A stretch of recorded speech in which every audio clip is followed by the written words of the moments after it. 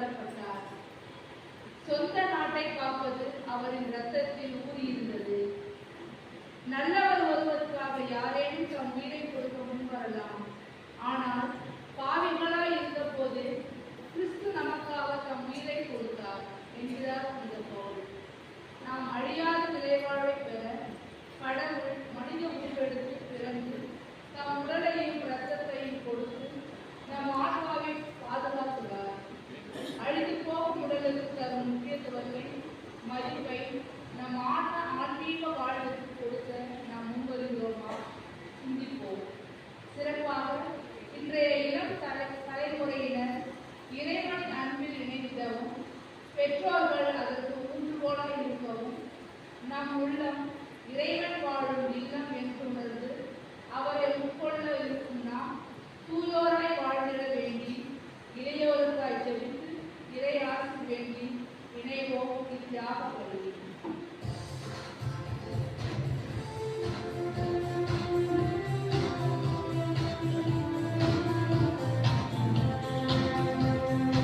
இருளின் ஆட்சியை முறியடிக்க அன்று நிகழ்ந்தபடி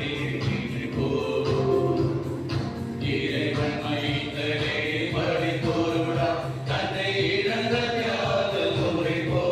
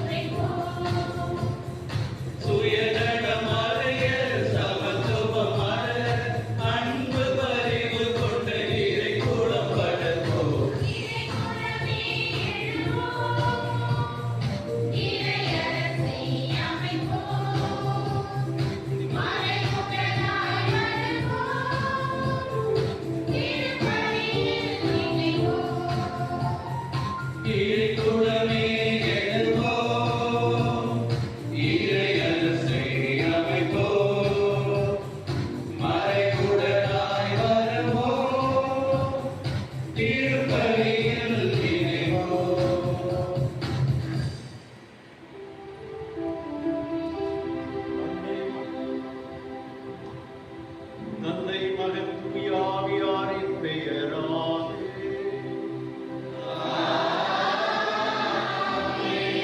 நம் ஆண்டவராகிய இயேசு கிறிஸ்துவின் அருளும் கடவுளின் அன்பும் தூய ஆவியாரின் நட்புறவும் உங்கள் அனைவரோடும் இருப்பதாக.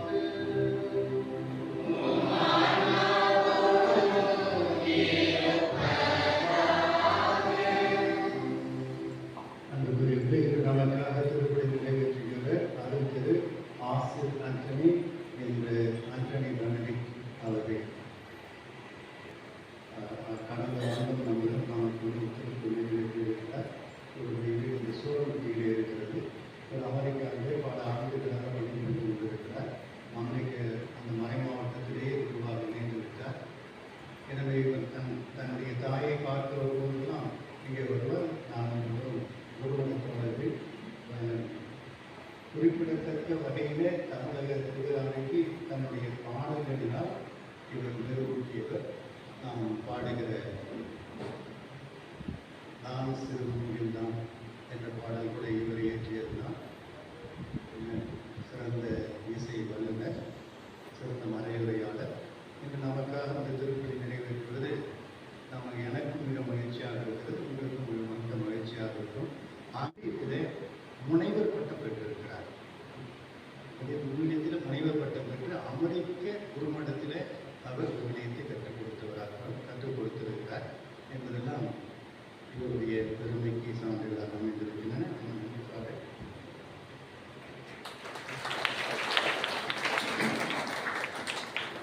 இன்றைய திருப்பதி செல்வராணி கருத்துப்படி மரபுகளின் மதுமிதாவிற்கு சுயபிரசவம் நடக்கும், குடும்ப கருத்துக்கள் நிறைவேறவும்.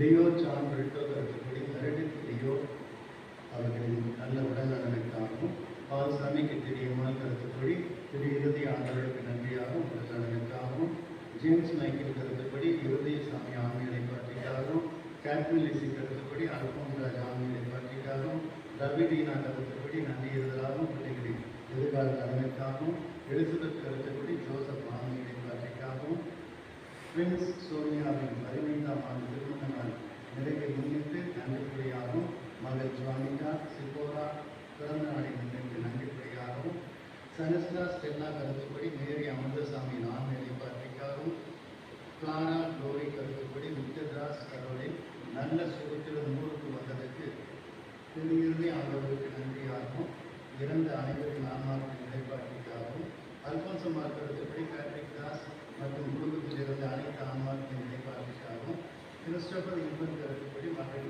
மரிய பரேசி அவருடைய 6வது பிறந்த நாளை முன்னிட்டு நன்றிப்படியாகவும், ஜோசப்பின் கருத்துப்படி அந்தோனி ஜோசப், மேரி, செபாஸ்டின் ஆகியோரின் ஆன்ம நிலைப்பாட்டிற்காகவும், குடும்பத்தில் இருந்த அனைவரின் ஆன்ம நிலைப்பாட்டிற்காகவும், ஜெயராஜ் வேளாங்கண்ணி கருத்துப்படி மகன்களின் எதிர்கால நலன்களுக்காகவும் குடும்ப கருத்துக்களுக்காகவும், வின்சென்ட் ரீட்டா மேரி கருத்துப்படி செபாஸ்டின் ஆன்ம நிலைப்பாட்டிற்காகவும், வின்சென்ட் பிரேம்குமார் சரிதா மேரி கருத்துப்படி குடிகளின் எதிர்கால நலனுக்காகவும், பாத்திமா மேரி, ஜெயந்தி, ரீட்டா மேரி, சாமிநாதன் கருத்துப்படி ஜோசப்பின் அந்தோனிதாஸ் தம்பி ஜெயராஜ் அவர்களின் 38ஆம் நாள் இறந்த தினத்தை முன்னிட்டு அவருடைய ஆன்மீக காட்சிக்காகவும் இந்த திருப்பதி ஒப்புக் கொடுக்கப்படுகிறது.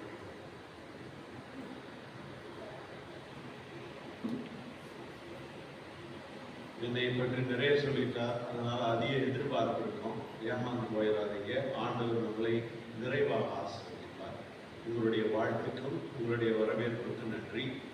எத்தனையோ கருத்துக்களை படித்தார். இந்த கருத்துக்களோடு நமது குடும்ப கருத்துக்கள், சொந்த கருத்துக்கள், சிறப்பாக இன்றைய திருப்பலியை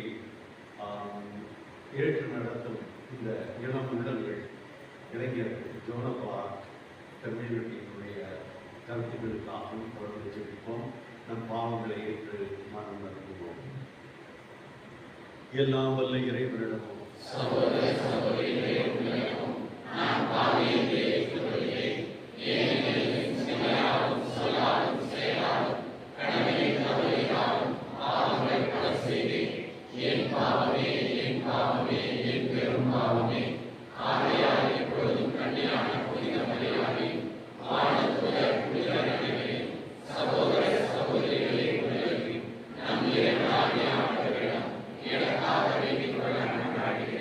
எல்லாம் வல்ல இறைவன் நம் மீது இரக்கம் வைத்து நம் பாவங்களை எல்லாம் மன்னித்து நம்மை முடிவில்லாத வாழ்வுக்கு அழைத்துச் செல்வாராக.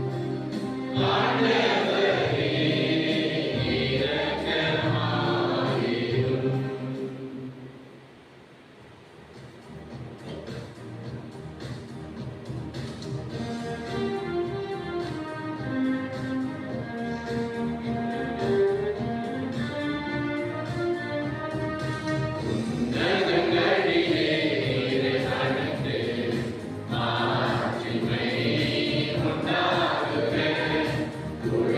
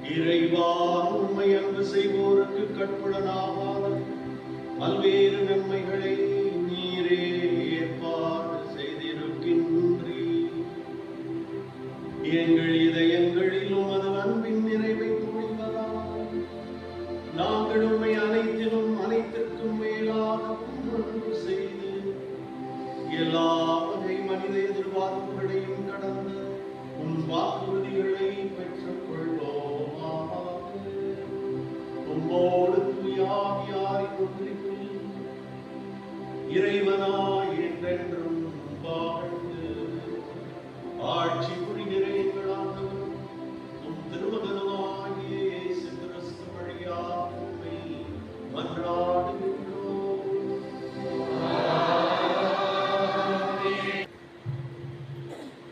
முதல் வாசகம். நான் தரும் உணவை உண்ணுங்கள், திராட்சை ரசத்தை பருகுங்கள். நீதிமொழிகள் நூலிலிருந்து வாசகம். அதிகாரம் 9, 1 முதல் 6 வரையிலான இறை வார்த்தைகள். ஞானம் தனக்கு ஒரு வீட்டை கட்டியிருக்கின்றது. அதற்கென 7 தூண்களை செதுக்கி இருக்கின்றது. அது தன் பலி விலங்குகளை கொன்று திராட்சை ரசத்தில் இன்சுவை சேர்த்து விருந்து ஒன்றுக்கு ஏற்பாடு செய்தது. தன் தோழிகளை அனுப்பி வைத்தது.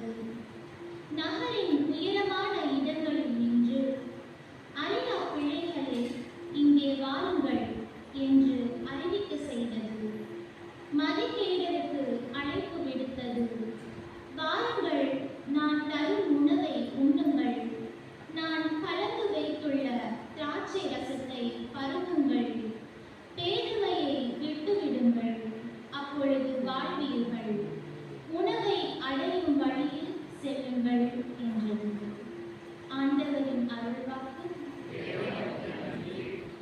சுவைத்து பாருங்கள். பருவமா ஆண்டவரின் துணை என்று சுவைத்து பாருங்கள். மீண்டும் ஆண்டவரின் துணை என்று சுவைத்து பாருங்கள். ஆண்டவரை நான் எக்காலமும் போற்றுவேன். அவரது புகழ் எப்பொழுதும் என் நாவில் ஒலிக்கும். நான் ஆண்டவரை பற்றி பெருமையாக பேசுவேன். எளியோர் இதை கேட்டு அக்களிப்பர். ஆண்டவரின் துணை நீயவர் என்று சுவைத்து பாருங்கள். ஆண்டவரின் துணை நீயவர் என்று சுவைத்து பாருங்கள். ஆண்டவரின் தூயோரை அவருக்கு அஞ்சுங்கள். அவருக்கு அஞ்சுவோருக்கு எக்குறையும் இராது. சிங்கக்குட்டிகள் உணவின்றி பட்டினி இருக்க நேரிட்டாலும் ஆண்டவரை நாடுவோருக்கு நன்மை ஏதும் குறையாது. ஆண்டவரின் துணை நீயவர் என்று சுவைத்து பாருங்கள். மீண்டும் ஆண்டவரின் துணை நீயவர் என்று சுவைத்து பாருங்கள். வாரி பிள்ளைகளே, நான் சொல்வதை கேளி. ஆண்டவருக்கு அஞ்சுவதை பற்றி உங்களுக்கு நான் கற்பிப்பேன். வாழ்க்கையில் இன்பம் காண விருப்பமா? வாழ்வின் பலத்தை தூய்க்குமாறு நெடுநாள் வாழ நாட்டமா?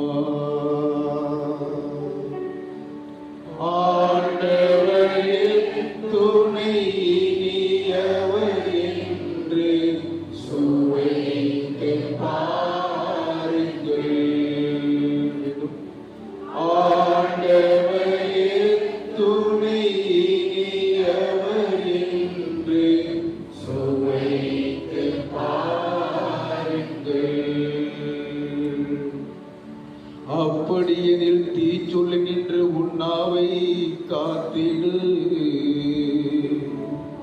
வஞ்சக மொழியை உன் வாயை விட்டு விலக்கிடு. தீமையை விட்டு விலகு, நன்மையே செய். நல்வாழ்வை நாடு, அதை அடைவதிலேயே கருத்தாயிரு. ஆண்டவரே துணை இனியவர் என்று சுவைத்து பாருங்கள். ஆண்டவரே துணை இனியவர் என்று சுவைத்து பாருங்கள். சுவைத்து பாருங்கள். சுவைத்து பாருங்கள்.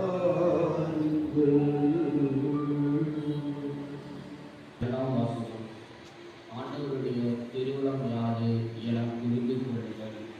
திருத்துதர் பவுல் எபிசியருக்கு எழுதிய திருமுகத்திலிருந்து வாசகம்.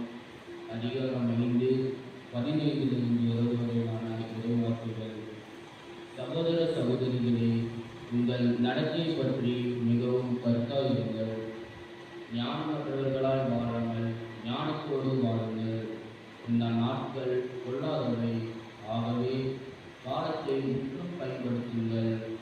ஆகவே அறிவிலைகளால் இராமல் ஆண்டவருடைய திருவுளம் யாது என புரிந்து கொள்ளுங்கள். திராட்சை மது அருந்தி குடிவெறிக்கு ஆளாகாதீர்கள். இது தாறுமாறான வாழ்வுக்கு வழிகொள்ளும். மாறாக தூய ஆவியால் ஆட்கொள்ளப்படுங்கள். உங்கள் உரையாடல்களில் திருப்பாடல்கள், புகழ்பாக்கள், ஆவிக்குரிய பாடல்கள் ஆகியவை இடம்பெறும். புலமாற இசைப்பாடி ஆண்டவரை போற்றுங்கள். நம் ஆண்டவராகிய இயேசு கிறிஸ்துவின் பெயரால் எல்லாவற்றிற்காகவும் எப்போதும் தந்தையாம் கடவுளுக்கு நன்றி செலுத்துங்கள். ஆண்டவரின் அருள்வாக்கு.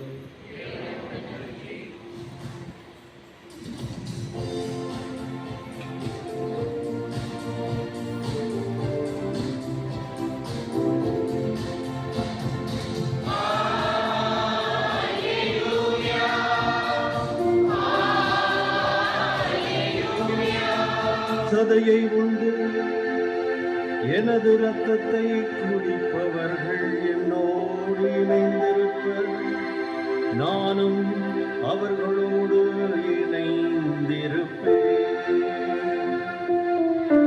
அல்லேலூயா, அல்லேலூயா, அல்லேலூயா, அல்லேலூயா, அல்லேலூயா, அல்லேலூயா, அல்லேலூயா, அல்லேலூயா. ஆண்டவர் உங்களோடு இருப்பாராக.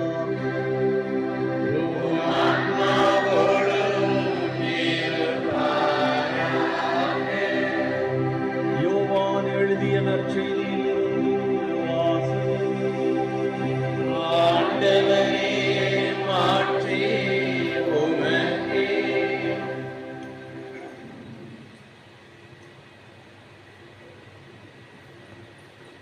இயேசு மக்கள் கூட்டத்தை நோக்கி, விண்ணகத்திலிருந்து இறங்கி வந்து வாழ்வு தரும் உணவு நானே. இந்த உணவை எவராவது உண்டால் அவர் என்றுமே வாழ்வார். எனது சதையை உணவாக கொடுக்கிறேன், அதை உலகு வாழ்வதற்காகவே கொடுக்கிறேன். நாம் உண்பதற்கு இவர் தமது சதையை எப்படி கொடுக்க இயலும் என்ற வாக்குவாதம் அவர்களிடையே எழுந்தது. இயேசு அவர்களிடம், உறுதியாக உங்களுக்கு சொல்லுகிறேன், மானிட மகனுடைய சதையை உண்டு அவருடைய இரத்தத்தை குடித்தால் ஒழிய நீங்கள் வாழ்வு அடைய மாட்டீர்கள். எனது சதையை உண்டு என் இரத்தத்தை குடிப்பவர் நிலை வாழ்வை கொண்டுள்ளார், நானும் அவரை இறுதி நாளில் உயிர்த்தெழச் செய்வேன். எனது சதை உண்மையான உணவு, எனது இரத்தம் உண்மையான பானம். எனது சதையை உண்டு எனது இரத்தத்தை குடிப்போர் என்னோடு இணைந்திருப்பர், நானும் அவர்களோடு இணைந்திருப்பேன். வாழும் தந்தை என்னை அனுப்பினார், நானும் அவரால் வாழ்கிறேன். அதுபோல என்னை உண்போரும் என்னால் வாழ்வர். விண்ணகத்திலிருந்து இறங்கி வந்த உணவு இதுவே. இது நம் முன்னோர் உண்ட உணவு போன்றது அல்ல, அதை உண்டவர்கள் இறந்து போனார்கள். இவ்வுணவை உண்போர் என்றும் வாழ்வர். இது கிறிஸ்து வழங்கும் நற்செய்தி. கிறிஸ்துவே உமக்கு புகழ்.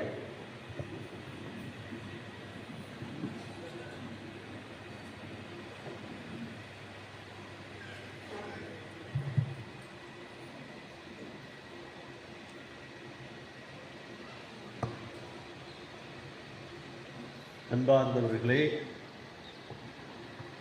இன்றைய இந்த நற்செய்தியிலிருந்து ஆரம்பிப்போம். மிக அடர்த்தியானது, ரொம்ப வெம்மையானது, இன்றைய வெயிலை போன்று. இதை கூர்ந்து கவனிக்கின்ற பொழுது இதனுடைய செறிவான கருத்துக்கள் நம்மை இன்னும் ஆழமான வாழ்விற்கு, நிறை வாழ்வுக்கு அழைக்கிறது. இயேசு மிக பொருள் பதிந்த இந்த நற்செய்தி, இந்த வார்த்தைகளை கூறியிருக்கிறார். இதன் ஆழத்தை எட்டி பிடிக்க சற்று முயல்வோம். காலையில் 6 மணிக்கு புறப்பட்டு கோயம்புத்தூருக்கு போனோம். அங்கு குருக்களுக்கான அந்த மாத தியானத்திற்காக, கூட்டத்திற்காக சென்றோம். போகும் வழியில் பலாவது பேசிட்டு இருந்தோம். அங்கங்கே அந்த இடதுபுறத்தில் நாட்டுக்கோழி சமையல் விருந்து என்று பல விதமான இது இருந்தது, அட்வர்டைஸ்மெண்ட், விளம்பரங்கள் போயிட்டே இருந்தது. அப்புறம் ஒரு கடைக்கு பேரே நாட்டுக்கோழி விருந்து அப்படி இருந்தது. நாங்கள் 2 பேரும் இதை பற்றி பேசிக்கொண்டே போயிட்டு இருந்தோம். நாட்டுக்கோழி ஏன் அதுக்கு அவ்வளவு ஒரு முக்கியத்துவம், அல்லது அதற்கு ஏன் அது சுவை என்றெல்லாம் பேசிக்கொண்டே போனோம். அப்பொழுதுதான் இந்த வாசகத்தினுடைய ஆழத்திற்கு நம்மை அழைத்து செல்லக்கூடிய இன்னொரு உதாரணம் வந்தது. நாட்டுக்கோழிக்கே ஏன் அவ்வளவு ஒரு கிராக்கி இருக்குது அப்படின்னா, பண்ணை கோழிக்கு நாம் பழகி போய்விட்டோம். பண்ணை கோழி தெரியும் இல்லையா, பிராய்லர் சிக்கன் அப்படின்னு சொல்லுவாங்க இல்லையா, வறுக்கிறதுக்குன்னே போட்டுக்கிறது, முட்டை விடுறதுக்குன்னே அந்த கோழியை வளர்த்துறான். அதற்கு முழு சுதந்திரம் கிடையாது. இது மாதிரி ஒரு பெட்டி தான். அந்த பெட்டிக்குள்ள அதை போட்டு அடைத்து விடுகிறார்கள். அதற்கு வேண்டிய தீனியை கொடுக்கிறார்கள். அதற்கு வேண்டிய தண்ணீர் அவ்வப்பொழுது அந்த குழாயின் வழியாக, அந்த சாரத்தின் வழியாக அதுக்கு போகும். அதை குடிச்சிட்டு அது அதுக்குள்ளேயே காக்காங்கன்னு கத்திக்கிட்டே இருக்கும். எங்கேயும் நடக்க முடியாது. நடந்தா அதனுடைய எடை குறைந்து விடும், சதை வளராது. நாட்டுக்கோழி பாருங்க, இத்தினூண்டா இருக்கும், ஆனால் அது நல்லா புசு புசுன்னு இருக்கும். அதுக்கு ஒரே வேலை முட்டை போடுறது, சதையை வளர்த்துறது. பண்ணை கோழி முட்டை போடுறது, சதையை வளர்த்துறது. யாருக்காக? அதிலிருந்து லாபம் சம்பாதிக்கிற நமக்காக. நமக்கு என்று சொல்லுகிற பொழுது மனிதர்களை சொல்கிறேன், அதை நடத்துகிறவர்களை சொல்லுகிறேன். நாட்டுக்கோழியை விட அது சாப்பிட்றதுக்கு நல்ல புஷியா இருக்குது, ஏனென்றால் கறி இருக்கிறது, ஆனால் அதில் சக்தி இல்லை. பண்ணை கோழி இன்னொருடைய விருப்பத்திற்காக வாழ்கிறது, அதனுடைய இயல்பில் வாழவில்லை. அதற்கென்ற ஒரு இயல்பே கிடையாது. அதனுடைய இயல்பை அது வாழ முடியாது. ஏன்னா பெட்டிக்குள்ள அடைக்கப்பட்டு இன்னொருடைய லாப ஈட்டுவதற்கான கருத்துக்காக, அந்த ஒரு எண்ணத்திற்காக, அந்த ஒரு இலக்குக்காக அது வாழ்கிறது. அதற்கென்ற வாழ்வு இல்லை.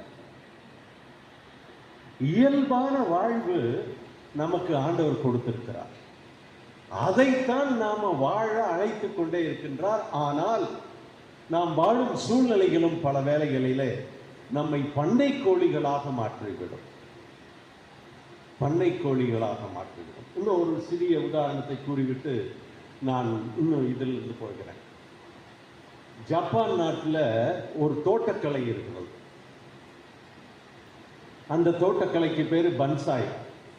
பன்சாய் ட்ரீன்னு பார்த்துருக்கீங்களா? பன்சாய் மரம். அது இயல்பான மரத்தை போன்று இருக்காது. அதை செடியாக வைத்த பிற்பாடு ஓரளவுக்கு வளர விடுவார்கள். இவ்வளவு அளவுதான் அட் த மோஸ்ட். இதுக்கு மேல வளர விட மாட்டார்கள்.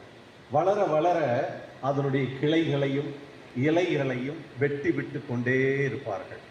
அதனுடைய அடி பெருக்கும், பெருசாக போகும். பார்த்தா பெரிய மரம் மாதிரி தெரியும். கிளைகள் எல்லாம் தண்டி தண்டியா இருக்கும். ஆனால் இலைகள் எல்லாம் பார்த்தால் நேற்று வந்த அந்த இலை போல இருக்கும். அதனுடைய மரமே பெரியதாக காட்சி அளிக்கும், ஆனால் சிறியதாக இருக்கும், சுருங்கி போய்விட்டதாக இருக்கும். அதற்கு என்ற இயல்பை வளர முடியாது. ஏனென்றால் அது ஒரு அழகு, அது ஒரு கலை. கலைக்காக வளர்க்கப்பட்ட பண்ணை மரம், பண்ணை கோழி போல. நம்முடைய வாழ்க்கையில பல வேளையில நாம் பலருடைய தேவைக்காக, ஒரு சில வேளையில் நம்முடைய குடும்ப தேவைக்காக கூட நம்மையே நாம் செதுக்க வேண்டி இருக்கின்றது. நம்மையே நாம் ஏதோ முட்டை போடுறதுக்கு மட்டும், சதையை கொடுப்பதற்கு மட்டும் போதல, என் பிள்ளையை வாழ வைப்பதற்கும், என் மனைவியை திருப்திப்படுத்துவதற்கும், என்னுடைய சகோதர சகோதரிகளை, என்னை சுற்றி இருக்கின்ற சொந்தங்களை, இவருடைய தேவைகள், இவர்களுடைய எதிர்பார்ப்புகள், இதற்காக இந்த வட்டத்தை விட்டு வெளியே வந்தால் இப்போது தெரியும் எத்தனை அரசியல் கருத்துக்கள், எத்தனை கட்சிகள், எத்தனை குழப்பங்கள். இவற்றில் எது நல்லது, எது கெட்டது, எதனை சார்ந்து நாம் இருந்தால் நமக்கு வாழ்வைக்கு அடுத்த அடி எடுத்து வைக்க முடியும் என்று அதனால செதுக்கப்படுகின்றோம். பிற்பாடு உங்கள் நண்பர்களுக்குள்ளோ அல்லது நீங்கள் வேலை செய்கின்ற எதிர்பக்கத்திலேயோ அவருடைய எதிர்பார்ப்புகள் இருக்கின்றன. அவன் அந்த முதலாளிக்கு ஏற்றபடி அல்லது அந்த மேனேஜருக்கு ஏற்றபடி நம்முடைய வேலையை சுருக்கியோ அல்லது விரித்தோ நம்மை நாமே இழைத்து கொடுக்காவிட்டால் நாம் எதிர்பார்க்கின்ற அந்த பலன் கிடைக்காது. இவ்வாறு பலவிதமான கூண்டுகளுக்குள்ள போட்டு நம்மளை அடைச்சி வச்சிட்டு இருக்காங்க. இவற்றையெல்லாம் தாண்டி நம்முடைய தனி மனித வெறுப்புகள் இருக்கின்றன. இதையெல்லாம் பல வேளைகளில் வாழ முடியதில்லை. இதெல்லாம் வாழ முடியாமல் ஒரு சிலர் என்ன பண்ணிடுறான், இத்தனையை மறந்துட்டு இருக்கணும்டா அப்படின்னு தண்ணி அடிக்க போயிடுறாங்க. தன்னையை கொஞ்சம் இலகுபடுத்திக் கொள்ளணும். அல்லது இந்த ஒரு கெட்ட பழக்கத்திற்கு போகாதவர்கள் எப்பொழுதும் ஒரு கோபத்திலோ ஏமாற்றத்திலோ வாழ்ந்து இன்னொன்று ஒரு தன்னையே ஒரு மகிழ்விக்க முடியாத ஒரு நிலையில் இருக்கின்றார்கள். இது எந்த மாதிரி ஒரு நிலை? இந்த மாதிரி ஒரு நிலையில்தான் இன்றைய நற்செய்தி நம்மளை வேறு ஒரு பக்கம் இழுக்கிறது. நற்செய்தியை எங்கு வைத்தால் நமக்கு ஒளி கிடைக்கும் என்று நம்முடைய இருளான பகுதிகளை, நம்மை பண்ணை கோழி வாழ்வை, நாம செதுக்கப்பட்டு நம்முடைய முழு இயல்பை வாழ முடியாத நிலையை சுட்டி காட்டுகிறோம். பல வேளைகளில் நாம் இங்க கோயிலுக்கு வர்ற பொழுது இன்றைய நற்செய்தி ஆரம்பித்தது போலதான் ஒரு மனநிலைமை நமக்கு இருக்கிறது. இன்றைய நற்செய்தி எப்படி ஆரம்பிக்கிறது? ஆண்டவர் சொல்லுகிறார், என் சதையை உண்டு என் இரத்தத்தை குடிப்பவர் நிலை வாழ்வு பெறுவர் என்று அவர்களை அழைக்கிறார். கடந்த 3-4 வாரங்களாக பார்த்தீர்கள் என்றால் ஆண்டவர் முதல் வாரம் எப்படி ஆரம்பித்தது என்றால் 5 அப்பத்தையும் 2 மீன்களையும் கொண்டு 5000 பேருக்கு உணவு கொடுக்கிறார் இல்லையா? அடுத்த நாள் அவரை தேடி வருகிறார்கள். தேடி வருகிற பொழுது ஆண்டவர் சொல்றார், ஏய் நேற்று நான் எல்லாத்துக்கும் ஓசில் சாப்பாடு கொடுத்தேன், அதனால தாண்டா என்னை தேடி வந்திருக்கீங்க. சாப்பாட்டை மட்டும் நம்பி இருக்காதீங்கடா, மனிதன் அப்பத்தினால் மட்டுமல்ல வேற ஒரு சிலரெல்லாம் உங்களுக்கு கொட்டு காட்டப் போகிறேன். அப்பத்தினால மட்டும் சுருங்கி விடாதீர்கள். அப்பம் ஒன்றே நமக்கு வேணும், சாப்பாடு ஒன்றே வேணும் என்ற அந்த அடைப்புக்குள் உங்களை போட்டுக் கொள்ளாதீர்கள். கொஞ்சம் விட்டு வெளியே வாருங்க. பலது சிந்திக்குது, சாப்பாட்டுக்கு மேல, நம்முடைய வசதிகளுக்கு மேல, மற்றவருடைய எதிர்பார்ப்புக்கு மேல, என்னுடைய விருப்பங்களுக்கு மேல ஏதோ இன்னொரு வாழ்வு இருக்குது. அதை எப்ப எட்டி பிடிக்கிறீங்களோ அப்பதான் நீங்க முழுமையா மாறுவீர்கள். அப்பொழுதுதான் உங்களுக்கு வாழ்க்கையில் செய்கின்ற ஒவ்வொன்றுக்கும், வாழ்க்கையில் படுகின்ற ஒவ்வொரு நிலைக்கும் ஒரு புதிய அர்த்தம் வரும், அதை வாழ்வதற்கு தேவையான ஆற்றல் வரும் என்று இந்த கடந்த 3 வாரங்களாக சொல்லிக்கொண்டே வந்தார். இன்று ஆண்டவர் அதனுடைய உச்சத்தை எட்டி பிடிக்கிறார். எந்த விதமான ஒரு உச்சத்தை எட்டி பிடிக்கிறார்? என் சதையை உண்டு என் ரத்தத்தை குடிப்பவன் வாழ்வு பெறுவான், நிலை வாழ்வு பெறுவான் என்ற உடனேயும் இதையெல்லாம் மறந்துட்டாங்க. நிலை வாழ்வு, நிறை வாழ்வு, முழுமையான வாழ்வு, என் ஆற்றல் முழுமையும் வெளிப்படுத்தி என்னையே நான் இயக்கக்கூடிய வாழ்வு என்கிறதை அதெல்லாம் விட்டுட்டு ஒரு சின்ன சிக்கல்ல போய் மாட்டிக்கிட்டாங்க. அந்த சிக்கலை தான் அவங்க என்ன சொல்றாங்க, இவர் எப்படி நமக்கு இவருடைய சதையை கொடுக்க முடியும்? எல்லாத்தையும் வெட்டி வெட்டி பிச்சு பிச்சா கொடுக்க போறாரு. நம்மரை என்ன அப்படியே ஒரு அண்டாவில் போட்டு வேக வச்சா நமக்கு அள்ளி கொடுக்க போறாரு. இப்படித்தான் நாம நினைக்கக்கூடும். ஆண்டவர்கிட்ட வருகின்ற பொழுது நாம் முழு திறந்த மனதோடு வர வேண்டும். ஏதாவது ஒரு சிக்கல்ல போய் மாட்டிக்கிட்டு இங்கேயே நம்ம நின்று விடக்கூடாது. அதுதான் முதல் அழைப்பு. என்ன சிக்கல்ல பல வேளைகளில் மாட்டிக்கொள்வோம். எத்தனை நாளா ஆண்டவரை நான் கேட்கிறேன், எதை எல்லாமோ எதிர்பார்த்தேன், எப்படி எல்லாமோ கேட்டு பார்த்து விட்டேன், ஏதோ அங்கே ஒன்று இங்கே ஒன்றுமாக நான் அந்த ஜெப கூட்டத்திற்கு போகின்ற பொழுது, அல்லது இந்த மாதிரி நவநாள் செய்த பொழுது, அல்லது இந்த மாதிரி உபவாசத்தில் இருந்த பொழுது அதனுடைய பயனாக எனக்கு 1-2 கொடுத்திருக்கிறீர். இன்னும் தேவைகள் என்னுடைய அட்டவணையில இன்னும் நிறைவேற்றப்படாத எத்தனையோ வகைகளை நீர் ஏன் செய்யவில்லை என்ற அந்த சிக்கலுக்குள்ளேயே மாட்டிட்டு, அதுக்கு மேல நம்ம வாழ்வை பற்றி அந்த சிக்கலாகிய பெட்டிக்குள்ளேயே நம்மை போட்டு அடைக்கோழியாக, பண்ணை கோழியாக மாறிவிட்டோம். அதனால ஆண்டவர் என்ன சொல்றார், டேய் உன்னுடைய தேவைகள் எல்லாம் எனக்கு தெரியும், என்னுடைய சதையை நீர் எப்படி தரப்போகிறீர் என்று அந்த ஏதோ ஒரு சிக்கல் அவங்க மாட்டினது போல நீங்கள் மாட்டிக்கொண்டிருக்கின்ற அந்த சிக்கல்லாம் தெரியும் எனக்கு. ஆனால் இந்த சிக்கலை எல்லாம் இன்னைக்கு கொஞ்ச நேரம் தள்ளி வை. நான் உனக்கு இன்னொன்றை காட்டப் போகிறேன், இன்னொன்று ஒரு ஆழமானதற்கு அழைக்கப் போகிறேன். இந்த இடத்துல நமக்கு தெரிந்த இன்னொரு நிகழ்ச்சியை, ஆண்டவர் நிகழ்ச்சி உங்களுக்கு சொன்னா இன்னும் கொஞ்சம் எளிதாக புரியும். பேதுரு, ராயப்பரும் அவருடைய சகோதரர்களும் மீன் பிடிக்க போறாங்க. ராத்திரி பூரா, லூக்கானுடைய 5வது அதிகாரத்தில் வரும், ராத்திரி பூரா இரவு பூரா வலையை வீசி, இரவுல போனா அதிக மீன் படும் என்று சொல்லுவார்கள். அதுல எல்லாம் பேசிவிட்டு காலையில வர்றாங்க கலைச்சு. ஆனால் அவர்கள் படகுகள் எதுவும் நிறையவில்லை. அதுதான் சிக்கல் அவங்களுக்கு. ஆனால் அந்த கரையில ஒரு போதகர் இருக்கிறார். அவர் நின்று போதித்துக் கொண்டிருக்கிறார்.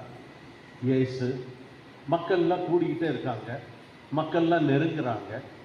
அவருக்கு ஒரு மேடை தேவைப்படுகிறது. அவரை மக்கள் நெருக்காமல் இருப்பதற்காக நான் இப்படி மேடையில் நின்று கொண்டு உங்களுக்கு தெளிவாக பேசிக் கொண்டிருக்கிறேனோ அதை போல அவருக்கு ஒரு மேடை தேவைப்படுகிறது. அந்த இடத்துல வேறு மேடை இல்லை. பேதுருவும் அவருடைய சகோதரனும் நிறுத்தி வைத்த அந்த காலி படகு இருக்கிறது. அந்த காலி படகு மீது ஏறிக்கொண்டு தன்னை சுற்றி இருந்த மக்களுக்கு போதிக்கிறார். போதித்த பிற்பாடு தனக்கு மேடை கொடுத்தாரே அந்த பேதுருவை பார்த்து அவர் கேட்கிறார், ஆமா மீன் கிடைக்கலையா? கிடைக்கல. சரி, இந்த வழியா போய் அந்த ஆழத்தில் வலையை போடு, உனக்கு மீன் படும், அகப்படும் என்று சொன்னார். இந்த இடத்துல தான் நான் அந்த சிக்கலை மறுபடியும் கொண்டு வருகிறேன். ஒரு மீனவருக்கு தெரியாததா போதகருக்கு தெரிந்துவிடும். ராத்திரி பூரா நாங்கள் போட்டோமே, ஒன்றும் கிடைக்கலையே. இருந்தாலும் உன் சொல்லை நம்பி நான் ஆழத்திற்கு போகிறேன். ஆழத்திற்கு போனார். அதிக மீன் பட்டது. அவருடைய வாழ்க்கையை மாறிவிட்டது. அதுதான் லூக்கா நற்செய்தி. இன்று சிக்கலில் நாம் மாட்டிட்டு இருக்கிறோம். ஆண்டவரே, என்னுடைய பிரச்சனைகள் தெரியவில்லையா? உனக்கு அவருக்கு தெரியாதது போல நாம் எடுத்து சொல்லுகிறோம். ராயப்பர் சொல்றார், நான் என்னுடைய சிக்கல் உனக்கு தெரியலப்பா, ராத்திரி பூரா தெரியும், ஒன்றும் கிடைக்கல. நீ சொல்றைய, இருந்தாலும் ஆழத்திற்கு போகிறேன். இன்றைய நற்செய்தி உன்னை ஆழத்திற்கு அழைக்கிறது. எந்த ஆழம்? அதுதான் அடுத்த கேள்வி. முதல்ல சிக்கல்ல மாட்டிக்கிட்டோம்.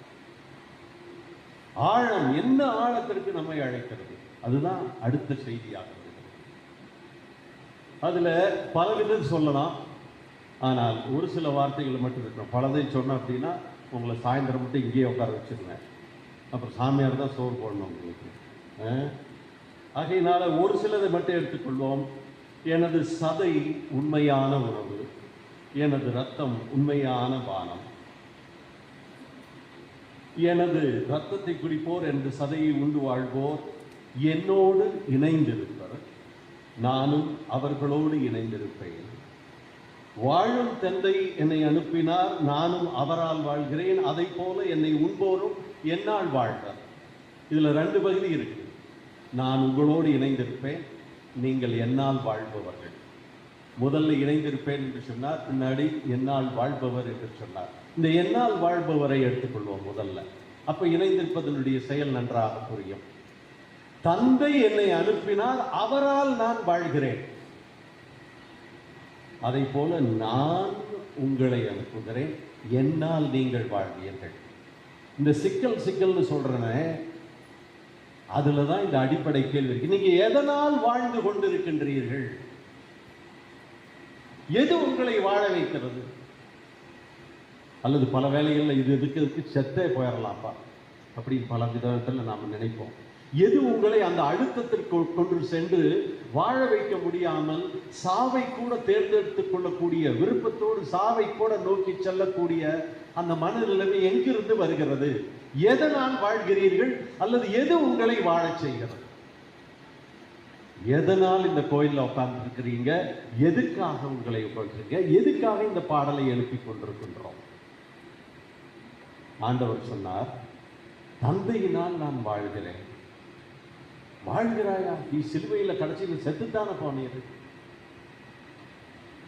அங்கு கூட நீ சொன்னீரே, தந்தையே என்னை கைவிட்டு விட்டீரா? என் நிறைவா, என் நிறைவா, ஏன் என்னை கைவிட்டீர்? அவரும் ஒரு சிக்கல்ல தான் மாட்டிக்கிட்டு இருந்திருக்காரு.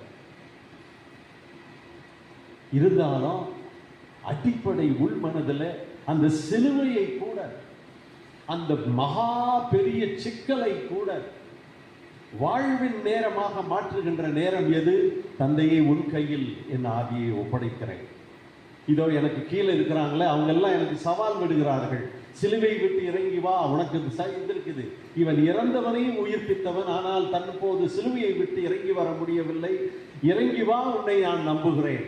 அவருக்கு பெரிய சிக்கலை கொடுத்தார்கள். இந்த சிக்கலுக்கு, ஒவ்வொரு சிக்கலுக்கு நீங்க பதில் சொல்லிக் கொண்டே இருந்தீர்கள் என்றால் உங்களுடைய உண்மையான ஆற்றலை இழந்து விடுவீர்கள். அதற்காக இந்த சிக்கலை எல்லாம் தீர்க்க கூடாது என்று சொல்லவில்லை. அதை தீர்ப்பதற்கு வேறு ஒரு வழி இருக்கிறது. அதுதான், யாரால் நான் வாழ்கிறேன், எதனால் நான் வாழ்கிறேன் என்ற அந்த கேள்விக்கு இடைவிடாமல் பதில் சொல்லிக் கொண்டே இருக்க வேண்டும். எப்பொழுதெல்லாம் சிக்கல்ல மாட்டுக்கிட்டு இருக்கிறீர்களோ அதுல எதற்காக நான் வாழ்கிறேன், யாரால் நான் வாழ்கிறேன், எது என்னை வாழ வைக்கிறது? என் மனைவியிடம், என் கணவரிடம் இருந்து வரும் சிக்கலை எப்படியாவது தீர்த்துவிடும், அதற்காக வாழ்ந்து கொண்டிருக்கின்றேனா? அல்லது என் குழந்தை, அவருடைய தேவைகள், நான் வாழ்கின்ற சூழ்நிலையின் தேவைகள், என்னுடைய விருப்பு வெறுப்புகள், என்னுடைய அரசியல் சார்புகள், என்னுடைய பலவிதமான முட்டி மோதி அவற்றிலிருந்து வெளியே வர முடியாமல் இருக்கின்ற பண்ணை கோழி வாழ்வுகள், இதுதான் என்னை வாழ வைத்துக் கொண்டிருக்கின்றதா? இல்ல, இதற்கு மேலே இவைகளை எல்லாம் வாழ வைக்கக்கூடிய ஆற்றல் எனக்குள் இருக்கிறது. அந்த ஆற்றல் என்னை வாழ வைக்கிறதா? அதனாலதான் அந்த ஆற்றலை நம்பினால்தான் அவர் சிலுவையில இறங்கி வரக்கூடிய சக்தி இருந்தும் இறங்கி வராமல், தந்தை என்னை வாழ வைக்கிறார், அவருடைய வாழ்வு என்னில் நிலை பெற்று வந்து கொண்டிருக்கின்றது, தந்தையே இவர்களை மன்னியும் என்று மேலான வாழ்வுக்கு போகிறார். தன்னுடைய முழு ஆற்றலை அங்கே பயன்படுத்துகிறார். அதனாலதான் கடைசியில உன் கையில் என் ஆவியை ஒப்படைக்கின்றேன், எல்லாம் நிறைவேறிற்று என்று தலை சாய்த்து தன் உயிரை கொடுத்தார், ஆவியை கொடுத்தார் என்றிருக்கிறது. சாகும் நேரம் கூட ஆண்டவருடைய வாழ்வின் அம்சம் நிறைந்த நேரம். நீங்கள் அடைபட்டுக் கொண்டிருக்கின்ற ஒவ்வொரு சிக்கலும் வாழ்விற்கு நீர் வருகிறாயா, அல்லது ஏதாவது ஒரு விடையை தேடி அந்த சிக்கலுக்குள்ளேயே நீ சிக்கிக் கொள்ளப் போகிறாயா என்றுதான். இல்லை, நான் வாழ்வுக்கு வருகிறேன் என்றால் இதோ நம்பு, நான் உன்னில் இணைந்திருக்கிறேன், நீர் என்னில் இணைந்திருக்கிறாய். என் சதையை உண்டு என் ரத்தத்தை குடிப்பவனில் நான் இணைந்து விட்டேன். உனக்குள் நடக்கும் ஒவ்வொன்றும் நீ யாரோடு இணைந்திருக்கிறாயோ அதனுடைய வெளிப்பாடு. ஆங்கிலத்தில் நல்லா சொல்வார்கள், you become what you eat. நீ எதை உண்கிறாயோ அதாகவே மாறிவிடுகிறாய். சும்மா எப்போது கொழுப்பு சக்தியவே சாப்பிட்டு இருந்தோம்னா இதயம் ரொம்ப கொழுப்புகளால் நிறைந்து திடீர்னு நின்று போய்விடும். சாப்பாடே சாப்பிடல இப்படின்னு சொல்லிட்டு இருந்தோம்னா அதுவும் நியாயம் இல்லை. அளவான சாப்பாடு, ஆரோக்கியமான சாப்பாடு பண்றீங்கன்னா நீங்கள் ஆரோக்கியத்தில் வாழ. எதை உண்கிறோமோ அதை வாழ்கிறோம். இன்று நாம் அவருடைய சதையையும் இரத்தத்தையும் குடிக்கிறோம் என்றால் அப்பத்தையும் ரசத்தையும் தான் பிடிக்கிறோம். சதை எப்பேற்பட்டது, ரத்தம் எப்படி சுவையானது என்ற அந்த சிக்கலுக்குள் மாட்டிக்கொள்வதில்லை. இதை நாம் அவருடைய நினைவாக உடைத்து பகிர்ந்து கொள்கிற பொழுது, அவர் உணவாக வருகின்ற பொழுது நாம் அவராக மாறி விடுகிறோம். நமது சொல், செயல், சிந்தனை, உணர்வு, வெளிப்பாடு, உந்துதல்கள் எல்லாம் அவருடைய செயலாக மாறிவிடுகிறது. நீ அவராகிறாய். வாழ்வது நான் இல்லை, என்னில் கிறிஸ்து வாழ்கிறார் என்று சொல்கின்ற பொழுது அதுதான் அதனுடைய உண்மையான அர்த்தம். நீ பண்ணைக்கோழி வாழ்வதற்காக அழைக்கப்பட்டவர் அல்ல, நீ நாட்டுக்கோழியும் அல்ல, நீ இறை சாயல். அவர் அவர்களை படைத்தார், ஆணும் பெண்ணுமாக படைத்தார், அவர்களை தம் சாயலாகவே படைத்தார். நீயும் நானும் அவருடைய சாயல். அப்படின்னா சாரம் எங்கேயோ இருக்குது. அந்த சாரத்தினுடைய சாயல் தான் நீயும் நானும். அந்த சாரத்தினுடைய வெளிப்பாடு தான் உங்களுடைய வார்த்தைகளும் என்னுடைய வார்த்தைகளும். அந்த சாரத்தினுடைய வீச்சு தான் நம்முடைய வாழ்க்கை. அந்த வீச்சு, அந்த உச்சக்கட்டம் தான் நான் உங்களை பார்த்து சிரிப்பது, நீங்கள் என்னை பார்த்து வரவேற்பது. இத்தகைய இது ஒரு ஆழமான ஆற்றல் மிக்க வாழ்வை கொடுப்பதற்கு பேர் தான் நற்கருணை. நற்கருணை நாம் எடுத்து வைத்து விருப்பது ஆராதனை என்று சொல்லி பாடி உணர்ச்சி மிக்கிறவர்களாக இருக்கின்றோம். ஒன்னே ஒன்று சொல்லிக்கிறேன், நான் ஒவ்வொரு நாள் நற்கருணை இதுக்கு முன்னாடி வருகின்ற பொழுது, கோயிலில் வருகிற பொழுதும் முட்டி போட்டோ அல்லது தலைவரங்கியோ நம்மை நாம் ஆசீர்வதித்த பிற்பாடு அல்லது நாம் நற்கருணை ஆராதனையில் கலந்து கொள்கின்ற பொழுது எல்லாம் இதை சொல்லுங்கள், ஆண்டவரே உன் சதையையும் உன் ரத்தத்தையும் குடிக்கிற பொழுது நீர் நானாகவும் நான் நீயாகவும் மாறிவிடுகிறீர். மதர் தெரேசா ரொம்ப விளையாட்டா சொல்லுவாங்க, இன்னும் கடவுளை கண்டுபிடிப்பது மிக எளிதான காரியம், கடவுளை அடக்கிக் கொள்வது மிக மிக எளிதான காரியம். வள்ளலார் சொல்வாரு, மிக அருமையான ஒரு இது, அன்பெனும் பிடிக்குள். அன்பெனும் பிடிக்குள் என்ன கையில பிடிச்சுக்கிற மாதிரி, இந்த கிளாஸை நான் பிடிக்கிற மாதிரி, அன்பெனும் பிடிக்குள் அகப்படும் மலையே. மலை மலை எவ்வளவு பெருசா, அதை எப்படி ஒரு கை பிடிக்குன்னு பிடிக்கும்? அதுதான் மதர் தெரேசா சொல்றது. அன்பெனும் குடத்துள் அடங்கிடும் கடலை. கடலை எப்படி நம்ம மனதுக்குள், மனமாகிய குடலுக்குள் அடக்க முடியும்? மதர் தெரேசா சொல்றாங்க, எப்படி உன்னையே நீ முழுமையாக சரண்டர் அர்ப்பணித்து விட பொழுது அவர் உனக்குள் அர்ப்பணமாகி விடுகிறார். இந்த அர்ப்பணிப்பு நீ கொடுக்கின்ற பொழுது உன் பிடிக்குள் மலையே சிக்கி விடுகிறது. உன்னையே நீ முழுமையாக, இறைவா அந்த ஆற்றல் எனக்கு வேண்டும், என் சதையை உண்டு என் இரத்தத்தை குடிப்பவர் அவருக்குள் நான் கலந்து விடுகிறேன், அவருக்குள் இணைந்து விடுகிறேன், நானும் அவர்களோடு இணைந்திருப்பேன், அவர்கள் என்னோடு இணைந்திருப்பர். இதுதான் ஆற்றல், இதுதான் நாட்டுக்கோழி, இதுதான் அந்த பண்ணையிலிருந்து வெளிவருவது.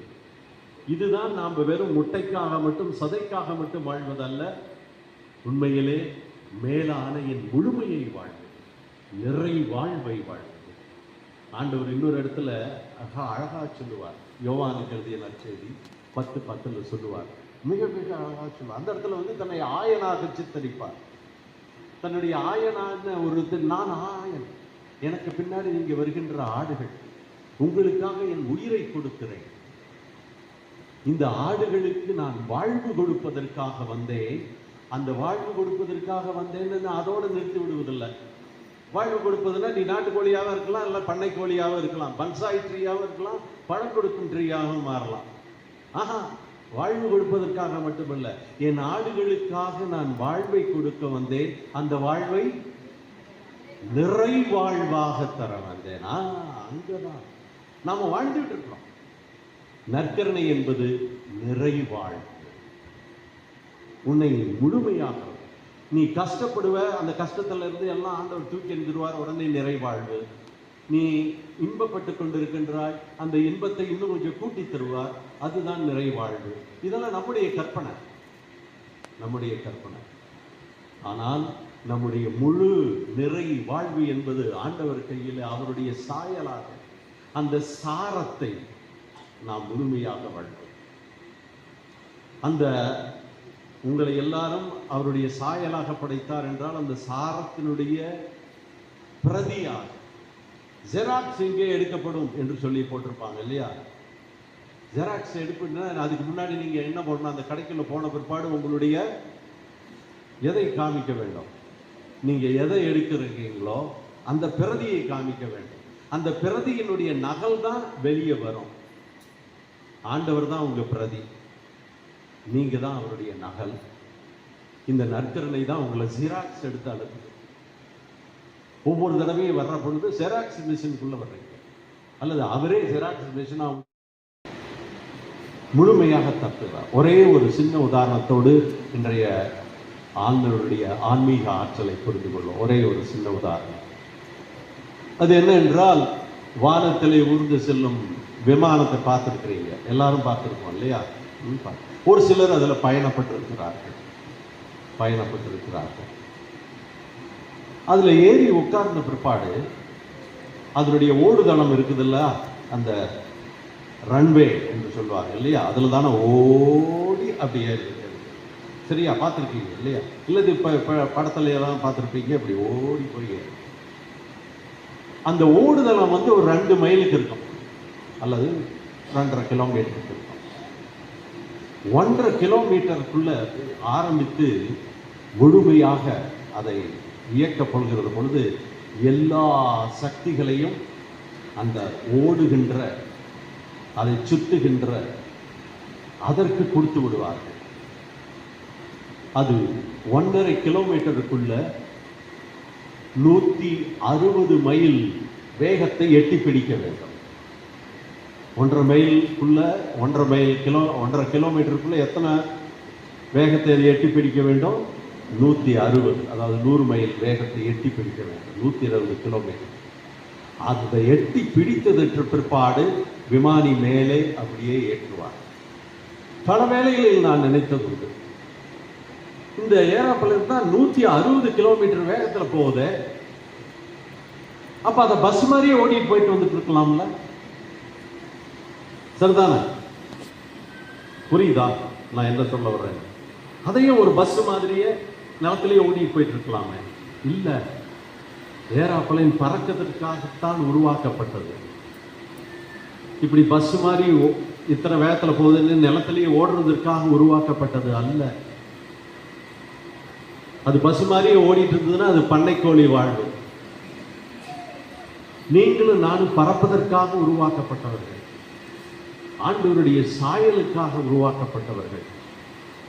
ஆகவே ஒவ்வொரு முறை நீங்கள் இங்கு வருகின்ற பொழுதும், நற்கருணை ஆதரை நமது நாவிலை வாங்குகின்ற பொழுது, ஆராதனையில் இருக்கின்ற பொழுது எல்லாம் ஆண்டவர் உங்களை ஓடுதளத்தில் விடுகிறார், வேகம் கூட்டுகிறார், விமானியாக இருந்து உன்னை மேலே பறக்க அழைக்கிறார்.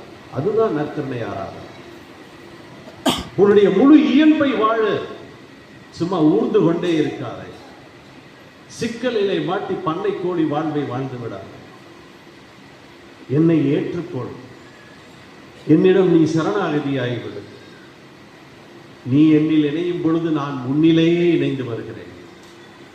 நீ முன்னில் நான் இணைந்து விட்டால் ஒன்று, நான் எப்படி என்னில் இணைந்த தந்தையினால் வாழ்கிறேனோ நீ என்னால் வாழ்வாய். அதுக்கு மேல பெரிய வாழ்வு இல்லை. ஆகவே நற்கருணைநாதர் கேள்வி கேட்கிறார் என்று நமக்கு, நீ எதனால் வாழ்கிறாய்? என்னால் வாழ உன்னை நான் அழைக்கிறேன். ஆகவே இன்று நாம் இயேசு கிறிஸ்துவை உடலாக இரத்தமாக ஏற்றுக்கொள்கின்ற பொழுது ஒன்று சொல்லுவோம், ஆமென் என்று சொல்லி ஏற்றுக்கொள்கிற பொழுது, என்னை பறக்க விடும் ஆண்டவரே, என் பண்ணை கோழி வாழ்விலிருந்து விடுதலை கொடும் ஆண்டவரே, எனக்கு நாளுக்கு நாள் முன்னிலே இணையும் அந்த ஒரு பெரும் ஆற்றலை, பெரும் திறப்பை கொடும் ஆண்டவரே. இணைந்த பிற்பாடு நீர் என்னில் இருக்கிறீர், நான் செய்கின்ற ஒவ்வொன்றும் உன் செயலே என்ற அந்த பெரு உணர்வை, ஆற்றலை, அறிவை, ஒளியை எனக்கு தந்து என்னை வலிமையுள்ளவனாக ஆக்கும். உன்னை நம்பி வாழ்கிற பொழுது, உன்னிலே வாழ்கின்ற பொழுது நான் பேராற்றல் உள்ளவனாக இருப்பேன். நான் என்றும் வாழ்வேன். என் துன்பம் கூட எனக்கு வாழ்வாக மாறும். என் சாவு கூட என் வாழ்க்கையின் நேரமாக இருக்கும். எதுவும் என்னை முடித்து விடாது, எல்லாம் என்னை வாழ வைத்துக் கொண்டே இருக்கும். அதுக்கு பேர் தான் ஆண்டவர் என்று சொன்னார், நிலை வாழ்வு என்று சொன்னார். எப்பொழுதும் வாழத்தான் அழைக்கப்பட்டிருக்கும், எந்த நேரத்திலும் வாழ்வை குறைப்பதற்காக. ஆகவே இத்தகையதொரு பேராற்றலை தருகின்ற, இத்தகையதொரு பேரறிவை தருகின்ற, நிறை வாழ்வை தருகின்ற இந்த நற்கருணை பணியிலே தொடர்ந்து ஜெபிப்போம். என் கத்தோலிக்க திருவுரைக்காக மன்றாடுகிறோம். எனது சதையை உண்டு எனது ரத்தத்தை குடிப்போர் என்னோடு இணைந்துள்ளார், நானும் அவர்களோடு இணைந்திருப்பேன் என்ற இயேசுவின் வார்த்தை கேட்க என் திரு அவை தலைவர்கள் நற்கருணையின் வழியாக உம்மோடு இணைந்திருக்கவும் இணைந்திருந்து கனிதர வரம் அருள் தர இறைவா உம்மை மன்றாடுகிறோம். அன்பு இறைவா, உலக நாடுகளின் தலைவர்களுக்காகவும் சிறப்பாக இந்திய நாட்டின் தலைவர்களுக்காகவும் மன்றாடுகிறோம். மக்களுக்காக பணி செய்யும் தலைவர்கள் தங்களது கடமைகளை உணர்ந்து பொறுப்புள்ளவர்களாக செயல்படவும், மக்களுக்கான திட்டங்களை முன்னெடுக்கவும், உலக நாடுகளுக்கிடையே ஒற்றுமை நிலவவும் அருள் தர இறைவா உம்மை மன்றாடுகிறோம். அன்பு இறைவா, பங்கு இறை சமூகத்திற்காக மன்றாடுகிறோம். எங்கள் உரையாடல்களில் திருப்பாடல்கள், புகழ்பாக்கள், ஆவிக்குரிய பாடல்கள் இடம்பெறட்டும் என்ற புனித பவுலின் வார்த்தைகளுக்கு ஏற்ப கிறிஸ்தவர்களாகிய நாங்கள் பிறரை குறித்து தவறான கருத்துக்களை பேசுவது, தவறான வார்த்தைகளை பேசுவது போன்றவற்றை தவிர்த்து ஞானமிக்க வார்த்தைகளை பேச அருள் தர இறைவா உம்மை மன்றாடுகிறோம். அன்பு இறைவா, படிக்கின்ற குழந்தைகள் மற்றும் மாணவர்களுக்காக மன்றாடுகிறோம். அறியா பிள்ளைகளே இங்கே வாருங்கள் என்ற ஞானத்தின் அழைப்பிற்கேற்ப குழந்தைகளும் படிக்கின்ற மாணவர்களும் தங்கள் வாழ்வில் கல்வி கற்பதற்கும் நல்ல எதிர்காலத்தை தேர்வு செய்வதற்கும் தேவையான ஞானத்தை நாடி தேடவும், கடவுளுக்கும் பெற்றோருக்கும் உகந்தவர்களாக வளரவும் அருள் தர இறைவா உம்மை மன்றாடுகிறோம். அன்பு இறைவா, வாழ்வு தரும் உணவாக இயேசுவை எங்களுக்கு தந்தவரே, இந்த உலகில் வறுமையினால் பசியுடன் வாழும் நிலை ஒரு புறம் இருக்க, உணவுப் பொருட்கள் வீணாக்கப்படும் நிலை நடந்து கொண்டுதான் இருக்கின்றது. இந்த நிலை மாறவும், அனைவருக்கு உணவு கிடைக்கும் நிலை ஏற்படவும், உணவுப் பொருள் வீணாகாமல் இருக்கவும், இளைஞராகிய எங்கள் மனத்தில் ஆழமாக பதியவும் அருள் தர இறைவா உம்மை மன்றாடுகிறோம்.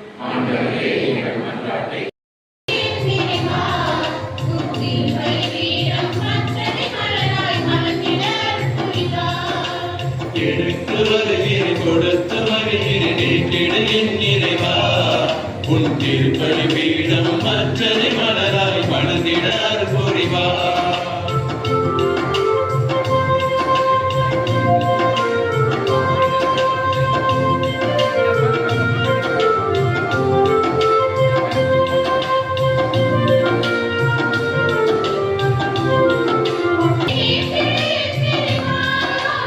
உலகின் வழியிலே உமக்கென தந்தேன், நீக்கிட என் இறைவா.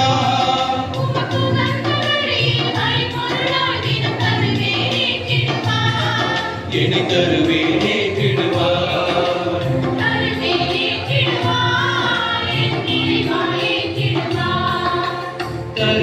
ஏற்றிடுவார், என் இறைவா ஏற்றிடுவார்.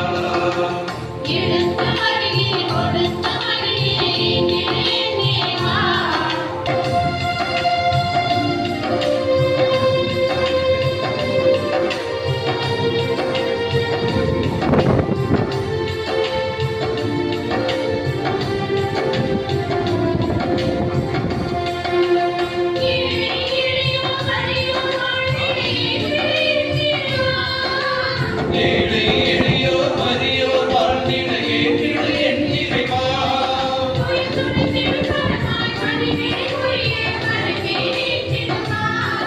என்னை தருவேன் ஏற்றிடுவார்.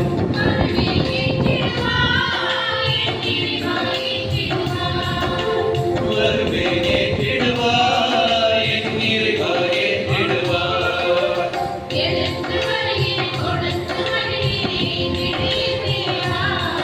உன் திருப்படி பீடம் அர்ச்சனை மலராய் வளர்ந்திட அருள் புரிவார்.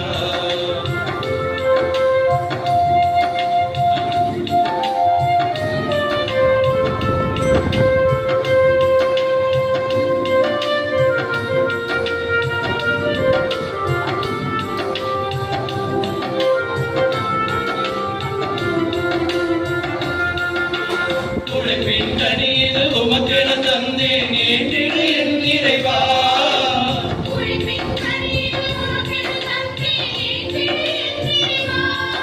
உமக்கு உகந்த பலியில் பழிப்பொருளாய் தினம் தருவேன் ஏற்றிடுவார். தருவேன் ஏற்றிடுவார், என் இறைவா ஏற்றிடுவார்.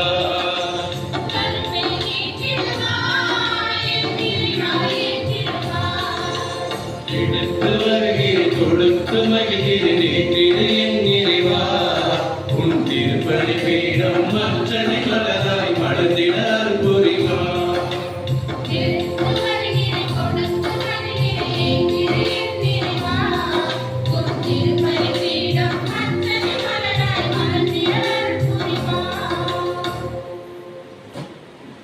நாம் எல்லோரும் ஒப்புக் கொடுக்கிற இந்த திருப்பலி தந்தையாய் இறைவனுக்கு ஏற்றதாக ஜெபிப்போம்.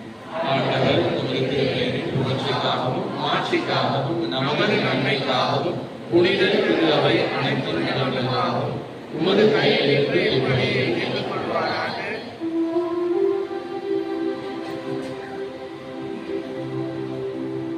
ஆண்டவரே, மாட்சிமிக்க மாற்றங்களை ஏற்படுத்த நீங்கள் காணிக்கைகளை ஏற்றிடும். அதனால் நீர் தகுந்தவற்றை உமக்கு ஒப்புக் கொடுத்து உம்மையே நாங்கள் பெற்றுக்கொள்ள தகுதி பெறுவோம். எங்கள் ஆண்டவராகிய கிறிஸ்து வழியாக உம்மை மன்றாடுகிறோம். ஆண்டவர் உங்களோடு இருப்பாராக.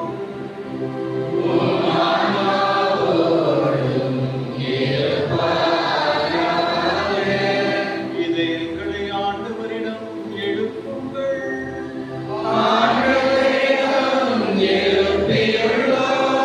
நம் இறைவனாகிய ஆண்டவருக்கு நன்றி கூறுவோம்.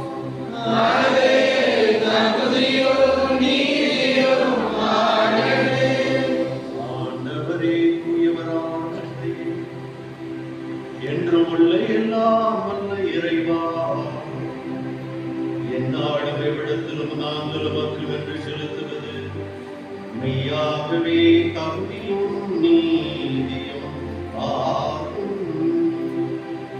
எங்கள் கடமையும் மீட்புக்குரிய செயலுமாகும். அழிவுக்குரிய மனிதருக்கு உமது இறையியல்பின் ஆதரவை அளிக்கும்.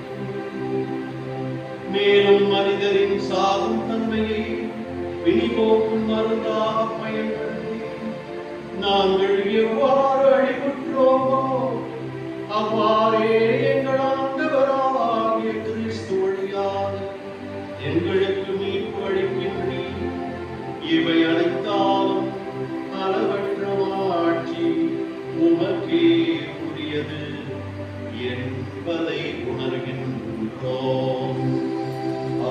வழியாக உமது மாண்பை வானவர் தூதர்களின் அணி வழிபடுகின்றனர். உமது திருமுன் எக்காலமும் மகிழ்கின்றனர். அவர்களோடு எங்கள் குரலையும் சேர்த்துக் கொள்ளுமாறு நாங்கள் உம்மை தாழ்மையுடன் இறங்கி புகழ்ந்து ஆர்ப்பரிப்பதாவது.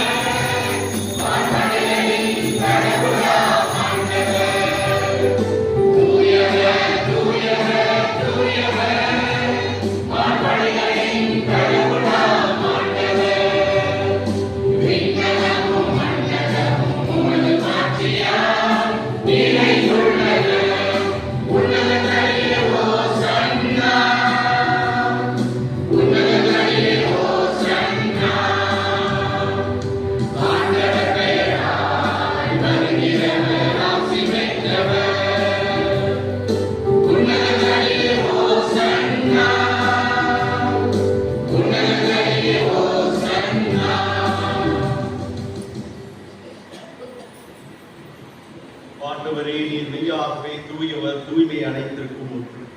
ஆகவே உங்களுடைய ஆவியை பொழிந்து காணிக்கைகளை தூய்மைப்படுத்த உண்மை வந்துகிறோம்.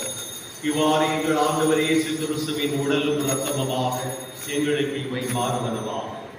அவர் பாடுபட புலங்கணிந்து தம்மை கையடித்த போது அப்பத்தை எடுத்து நன்றி செலுத்தி அதை பிட்டு தம் சீடருக்கு அளித்து அவர் கூறியதாம், அனைவரும் இதை வாங்கி உண்ணுங்கள், ஏனெனில் இது உங்களுக்காக கையளிக்கப்படும் என் உடல்.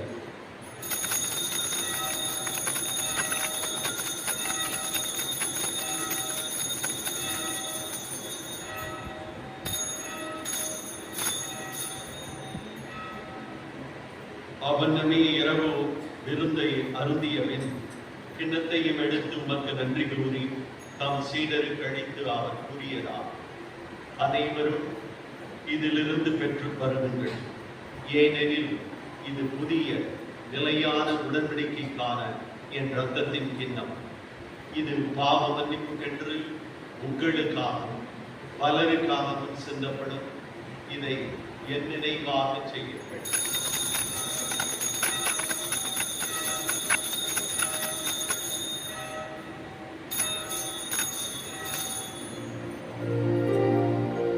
நம்பிக்கையின் மறைபொருள்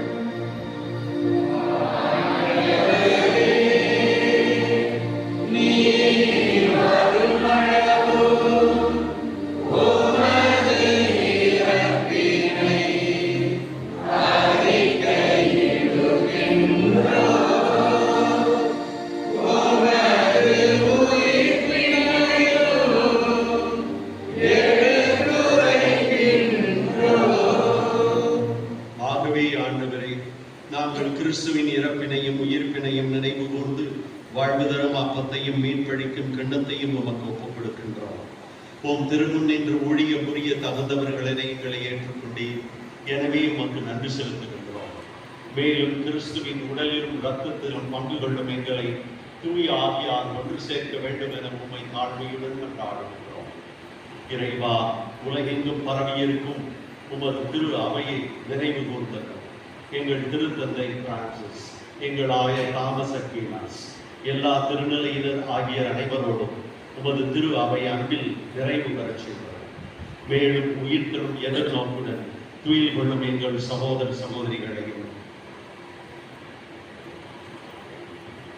இறந்தோர் அனைவரையும் இரக்கத்துடன் நினைவு கூர்ந்து உமது திருமுகன் ஒளியினுள் ஏற்றுக்கொள்ளும். எங்கள் அனைவர் மீதும் இரக்கமாகும். கடவுளின் தனித்தாயான புனித மரியா, அவருடைய கணவரான புனித யோசேப்பு, புனித தூதர்கள், இவ்வுலகிலும் உகந்தவராய் இருந்தோர் ஆகிய புனிதர் அனைவருடனும் நாங்கள் நிலை வாழ்வில் பங்குகளும் தகுதி பெற்றோம். உம் திருமகன் இயேசு கிறிஸ்து வழியாக உம்மை புகழ்ந்தேத்தும் வரமரட உம்மை மன்றாடுகிறோம்.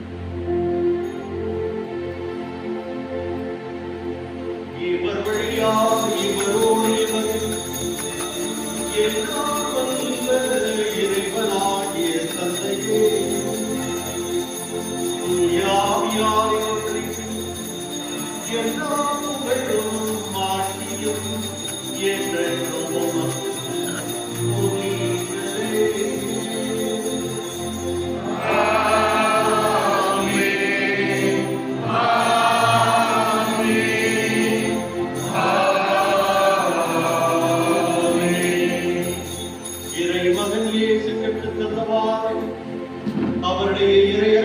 நம்மில் நிறைவாழ்வாக வர வேண்டும் என்று மன்றாடுவோம். எங்கள் தந்தையே, உமது பெயர் தூயது என போற்றப் பெறுக. உமது ஆட்சி வருக. உமது திருவுளம் விண்ணுலகில் நிறைவேறுவது போல மண்ணுலகிலும் நிறைவேறுக. எங்கள் அன்றாட உணவை இன்று எங்களுக்கு தாரும். எங்களுக்கு எதிராக குற்றம் செய்வோரை நாங்கள் மன்னிப்பது போல எங்கள் குற்றங்களை மன்னியும். எங்களை சோதனைக்கு உட்படுத்தாதேயும், தீமையிலிருந்து எங்களை விடுவித்தருளும். ஆண்டவரே, தீமை அனைத்திலிருந்து எங்களை விடுவித்து எங்கள் வாழ்நாள் அமைதியை கனிவுடன் அருள உம்மை மன்றாடுகிறோம். உமது இரக்கத்தின் உதவியால் நாங்கள் பாவத்தில் இருந்து எப்போது விடுதலை பெற்று யாதொரு கலக்கமும் இன்றி நலமாயிருப்போமாக. நாங்கள் எதிர்நோக்கி இருக்கும் பேரின்பத்திற்காகவும் எம் மீட்பராகிய இயேசு கிறிஸ்துவின் வருகைக்காகவும் காத்திருக்கின்றோம். ஆட்சியும் வல்லமையும் மாட்சியும் என்றென்றும் உமதே. ஆண்டவராகிய இயேசு கிறிஸ்துவை அமைதியை உங்களுக்கு விட்டுச் செல்கிறேன், என் அமைதியை உங்களுக்கு அளிக்கிறேன் என்றும் அப்போஸ்தலர்களுக்கு பணித்தீரேன். எங்கள் பாவங்களை பாராமல் உமது திரு அவையின் நம்பிக்கையை கண்ணோக்கி உமது திருவுளத்திற்கு ஏற்ப அதற்கு அமைதியையும் ஒற்றுமையும் அளித்தருள்வீராக. என்றென்றும் வாழ்ந்து ஆட்சி செய்கிறவர் நீரே. ஆண்டவருடைய அமைதி உங்கள் அனைவரோடும் இருப்பதாக. நிலை வாழ்வின் அமைதியை ஒருவர் ஒருவரிடையே பகிர்ந்து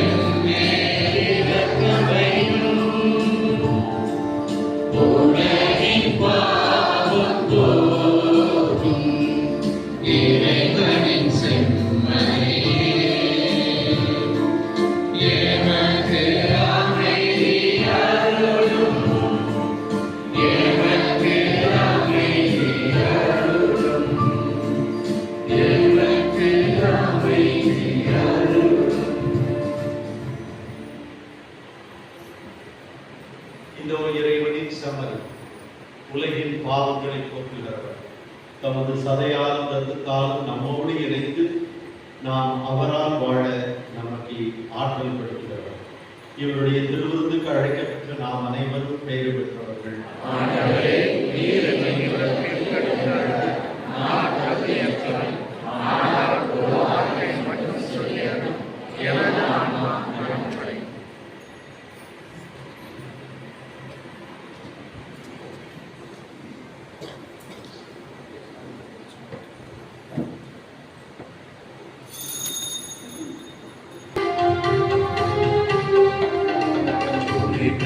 முதலே இறைவா, என் உயிர்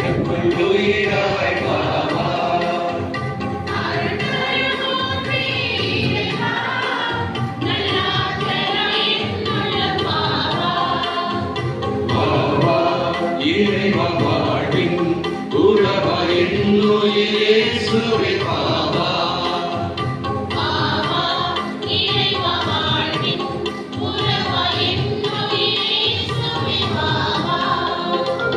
உயிர் தரும் உணவே இறைவா, என் உயிருக்குள் உயிராய் பாவா.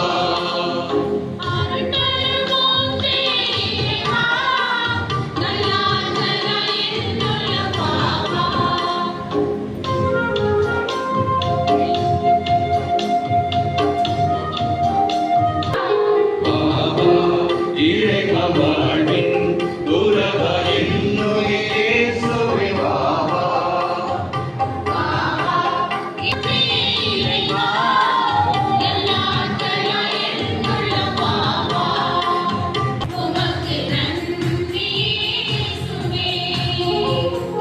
மனிதனாய் படைத்து மாண்பினை கொடுத்து என்னை இன்று வாழச் செய்யும் இறைவனை நான் பாடுவேன்.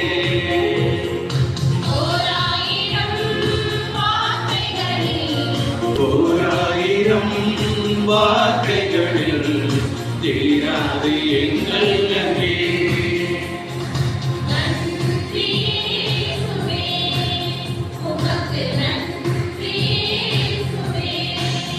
வரும் மாதத்திலே பிறந்த நாள் திருமண நாள் கொண்டாடுகிறது முன்பாகும்.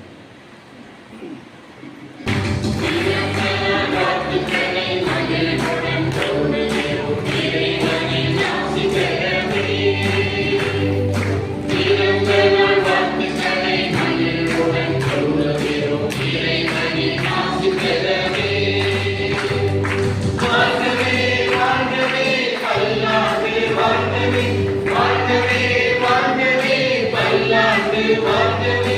பிறந்த நாள் வாழ்த்துக்களை மகிழ்வுடன் கூறுகிறோம் இறைவனின் ஆசி பெறவே. திருமண நாள் வாழ்த்துக்களை மகிழ்வுடன் கூறுகிறோம் இறைவனின் ஆசி பெறவே.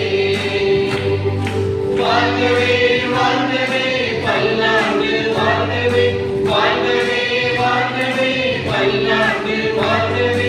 திருமண நாள் வாழ்த்துக்களை மகிழ்வுடன் கூறுகிறோம் இறைவனின் ஆசி பெறவே. பிறந்த நாள் வாழ்த்துக்களை மகிழ்வுடன் கூறுகிறோம் இறைவனின் ஆசி பெறவே. வாழ்கவே வாழ்கவே பல்லாண்டு வாழ்கவே, வாழ்கவே வாழ்கவே பல்லாண்டு வாழ்கவே. பிறந்த நாள் வாழ்த்துக்களை மகிழ்வுடன் கூறுகிறோம். எனக்காக கொஞ்ச நேரம் உட்காருங்க.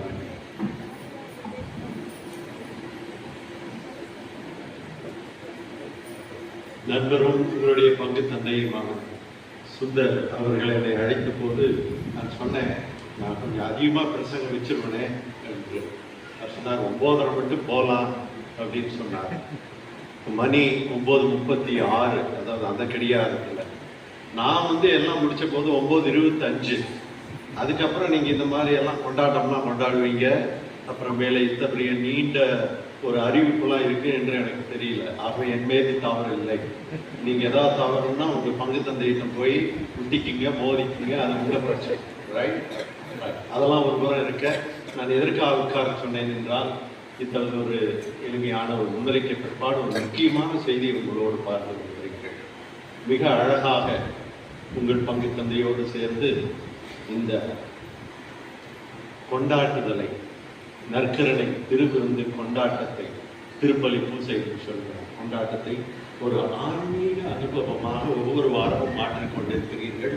அதைத்தான் இப்பொழுது நீங்கள் செய்தீர்கள். நான் உணர்ந்தேன் உங்களோடு.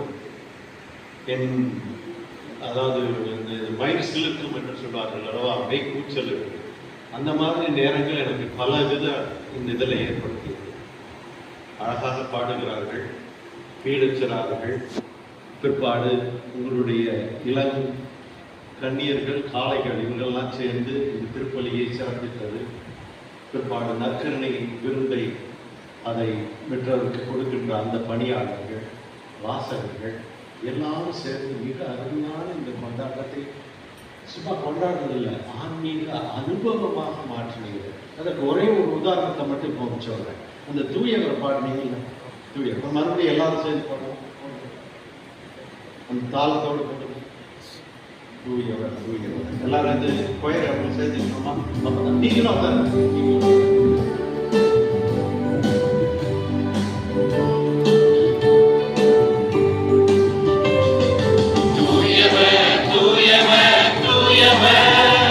வான்படைகளின் கடவுளாம் ஆண்டவர் தூயவர் தூயவர் தூயவர் வான்படைகளின் கடவுளாம் ஆண்டவர் விண்ணகமும் மண்ணகமும் உமது மாட்சியா நிறைந்துள்ளன உன்னதங்களிலே ஓசன்னா உன்னதங்களிலே ஓசன்னா ஆண்டவர் பெயரால் வருகிறவர் ஆசி பெற்றவர் உன்னதங்களிலே ஓசன்னா உன்னதங்களிலே ஓசன்னா. இது எதுக்கு தெரியுமா பாட சொன்னேன்? நீங்கள் எல்லாம் பாடுகின்ற பொழுது ஒரு அதிர்வு ஏற்படுகிறது. நீங்க சினிமாவில் பார்த்துருக்கீங்களா? வந்தாலே அதிர்வு இல்லை. அவன் அவனுடைய தேவைக்காக சொல்றான். அவனை மிகைப்படுத்துவதற்காக வந்தாலே அதிர்வு இல்லை அப்படிங்கிறான். இது அது இல்லை, ஆன்மீகத்தினுடைய அதிர்வு. அப்படின்னு சொல்றது ஓசானா. ஓசானா என்ன தெரியுமா?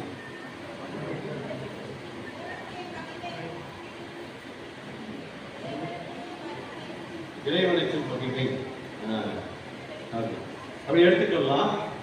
ஓசானா நான்னா தயவு செய்து அப்படின்னு அர்த்தம். நான் இந்த கடைசி முடிக்கிறேன். ஓசானா ஏசன்னா அப்படி கூட சொல்றேன். ஓசானா ஏசன்னா எல்லாம் ஒன்றுதான் அர்த்தம். வாரும், தயவு செய்து வாரும், வந்து எங்களை விடுவியும், எங்களை ஊக்குவியும், எங்களை பலப்படுத்தும், ஆற்றல் கொடுக்கும், அன்பின் வெளிப்பா நிலையான புகழுக்குரிய தூய்மை மிகு எல்லா